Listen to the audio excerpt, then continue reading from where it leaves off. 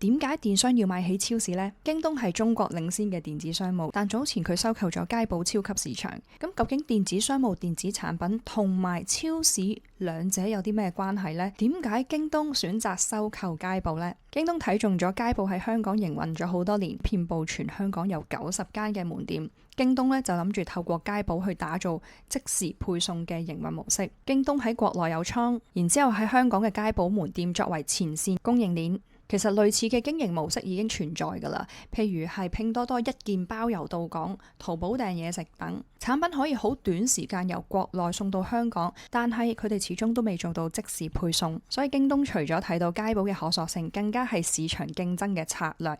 因為美團 Kita 咧正正就係想打造類似嘅嘢啊，即係咧將生活嘅即時所需嘅嘢用極方便用戶嘅方式，令到用戶唔可以冇咗佢，你隨手可得，撳個掣可以叫杯嘢啊，撳個掣可以買卷廁紙送到你手上。呢個方式喺國內可能都發展得比較成熟啦，但係香港暫時都未做到咁方便。咁講真，咁大嘅缺口又點能夠俾一間公司獨食呢？不過我 download 咗佳寶嘅 app， 見佢暫時嘅配送係唔包括住宅嘅，咁似乎仲未係好方便喎。唔知你平時買生活用品係用緊邊個平台，邊個最方便呢？下面留言分享。Hello，I Grace，follow for more。